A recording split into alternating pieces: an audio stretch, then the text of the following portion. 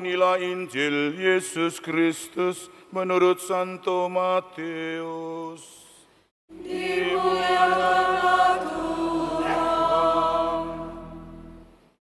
Dalam khotbah di bukit, Yesus bersabda kepada murid-muridnya, "Ingatlah, jangan kamu melakukan kewajiban agamamu di hadapan orang, supaya dilihat mereka. Karena jika demikian, kamu tidak beroleh upah dari Bapamu di surga. Jadi, apabila engkau memberi sedekah, janganlah engkau menggembar-gemborkan hal itu, seperti yang dilakukan orang munafik di rumah-rumah ibadat dan di lorong-lorong supaya dipuji orang. Sesungguhnya aku berkata kepadamu, mereka sudah mendapat upahnya. Tetapi jika engkau memberikan sedekah, janganlah diketahui tangan kirimu apa yang dilakukan dengan tangan kananmu. Hendaklah sedekahmu itu diberikan dengan tersembunyi, maka Bapamu yang melihat yang tersembunyi akan membalasnya kepadamu. Apabila kamu berdoa, janganlah berdoa seperti orang munafik. Mereka suka mengucapkan doanya dengan berdiri dalam rumah-rumah ibadat pada tikungan-tikungan jalan raya, supaya mereka dilihat orang. Sesungguhnya aku berkata kepadamu, mereka sudah mendapat upahnya. Tetapi jika engkau berdoa, masuklah ke dalam kamarmu, tutuplah pintu, dan berdoalah kepada Bapamu yang ada di tempat tersembunyi. Dengan demikian Bapamu yang melihat yang tersembunyi akan membalasnya kepadamu. Apabila kamu berpuasa, janganlah muram mukamu seperti orang munafik. Mereka mengubah air mukanya seperti supaya orang melihat bahwa mereka sedang berpuasa. Sesungguhnya aku berkata kepadamu, mereka sudah mendapat upahnya. Tetapi apabila engkau berpuasa, minyakilah kepalamu dan cucilah mukamu, supaya jangan dilihat orang bahwa engkau sedang berpuasa, melainkan hanya oleh Bapamu yang ada di tempat tersembunyi. Maka Bapamu yang melihat yang tersembunyi akan membalasnya kepadamu." Demikianlah Injil Tuhan. Terpujilah Kristus.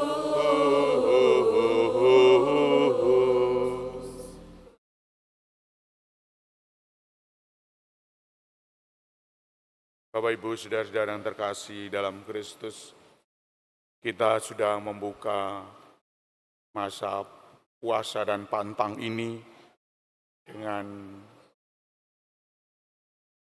kekusukan kita, kekudusan kita. Dan coba kita lihat sekitar kita, sudah siap menerima abu. Mereka-mereka yang seragamnya ungu, mereka-mereka yang seragamnya hitam. Sungguh ini adalah kesiapan kita. Lihat altar tidak ada hiasan apa-apa, sepi nampaknya. Dan memang seperti itu Bapak Ibu. Kita dibiasakan dalam liturgi gereja untuk menciptakan kondisi-kondisi seperti ini. Dan mari kita bawa kondisi-kondisi ini seperti di rumah kita masing-masing. Kita ciptakan kondisi-kondisi puasa dan pantang bagi mereka yang siap untuk itu. Maka dalam puasa dan pantang kita membuat situasi nyaman, yaitu kita memberikan makanan yang berbeda dengan yang lainnya. Kalau ditanya pada anak-anak, ini sedang berpuasa, kita harus prihatin. Kita harus prihatin. Ini sedang berpuasa. Itu sampai terus 40 hari. Dan nampak sekali bahwa kita berpuasa ini sungguh-sungguh. Berpuasa mulai dari perbuatan sehari-hari, kita sungguh-sungguh. Oleh karena itu Bapak Ibu, kita ciptakan suasana seperti ini. Maka kalau di luaran kita tidak makan yang berlebihan. Tidak berlebihan makanan. Biasanya ratusan ribu, bahkan jutaan kita berikan untuk nongkrong di sana. Steak misalnya, apalagi itu ya. Nongkrong di sana. Tetapi kali ini harus prihatin, harus prihatin. Kita ciptakan juga dengan teman-teman kita, Juga adalah doa-doa. Doa-doa ini kita ciptakan lebih giat berdoa. Doa rosario misalnya. Sebetulnya doa rosario ini doa umat untuk umat yang diciptakan dari kitab suci, dari umat untuk umat. Dan kita memberikan ini kepada Tuhan sebagai rasa syukur. Kalau kemarin sudah giat, sekarang lebih giat lagi. Kemarin kurang giat, sekarang giat. Begitu kita ciptakan kondisi-kondisi seperti itu.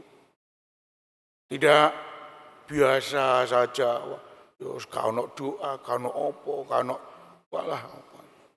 mau makan, mau tidur, tidak ada apa-apa sama sekali.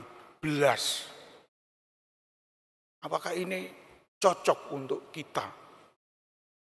Bapak Ibu, marilah kita hayati, kita tekuni, kita kusui suasana kini.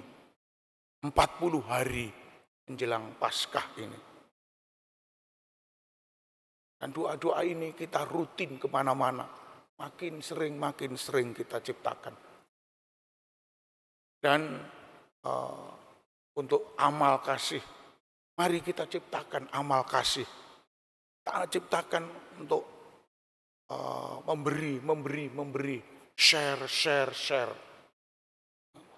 Pada teman-teman kita, kepada saudara-saudara kita. Kita berikan kepada mereka. Apa yang dipinjam orang, kita berikan. Dipinjam orang, kita berikan. Kita semakin giat untuk melakukan amal kasih. Mau kunjungan ke sana, ayo pakai mobil saya. Ayo pakai ini. Bapak Ibu saudara yang terkasih, kalau ini yang terjadi suasana prihatin ini, suasana prihatin rohani, ini sungguh-sungguh muncul dalam diri umat. Dalam benih kita selalu muncul. Dan kesimpulannya adalah ujung-ujungnya kita bertobat. Kita dibawa kepada pertobatan untuk menciptakan hati yang bersih, untuk menciptakan kekudusan kita. Kalau hati yang bersih ini tidak dibangun dengan cara-cara seperti itu, cara-cara prihatin rohani, kita akan lalai, kita akan amis-amis lambe. Paling-paling ya ngono tok, selesai. Hanya sehari 2 hari lalu selesai. Dan tidak ada efek apa-apa dalam hidup yang lain. Bapak Ibu, saudara-saudara yang terkasih, ini yang harus kita ciptakan dalam kondisi kita. Dalam kondisi kita saat ini sudah merajalela hal-hal yang duniawi, merajalela. Orang sudah berkelimpangan, orang sudah main hakim sendiri, marah-marah, tidak ada apa-apa, marah-marah karena stres, karena tidak punya uang, uangnya habis, maka stres, maka marah-marah yang ada. Mari kita ciptakan kondisi-kondisi seperti itu kita bangun kembali, bertobat kepada Tuhan. Dengan anak-anak juga begitu, dengan anak-anak tidak kita main pukul, saduk, injek, penyet. Anak-anak kok dibegitukan. Kita menciptakan anak-anak, kita melahirkan anak-anak. Apa untuk begitu? Untuk dipenyet, untuk dikeplai terus. Supaya sirahnya, endasnya ini, penyet. Endasnya ini terbentur-bentur. Bapak Ibu saudara-saudara yang terkasih, mari kita ciptakan suasana seperti itu. Supaya dunia mampu untuk menangkap arti yang diberikan umat Katolik. Sehingga umat Katolik sungguh-sungguh dipuji, kita sendiri merayakan, memberikan hal yang terbaik untuk Tuhan. Dan intinya memang untuk Tuhan. Kalau kita memberikan sesuatu itu untuk Tuhan, demi Tuhan, karena Tuhan. Kita tidak bisa hal-hal yang kita berikan ini untuk diri kita sendiri. Kita ini rapuh, lemah, mudah berdosa. Titik-titik ndelok iku waduh berdosa. Ndelok iku aku tuh nyolong ae, aku tuh njupuk ae. Padahal bukan miliknya. Bapak Ibu saudara-saudara yang terkasih, ini adalah langkah-langkah yang harus kita lakukan di dalam hidup ini. Mari Bapak Ibu kita hening sejenak, kita mohon kekuatan kepada Tuhan. Supaya Tuhan memberikan rahmat-rahmatnya.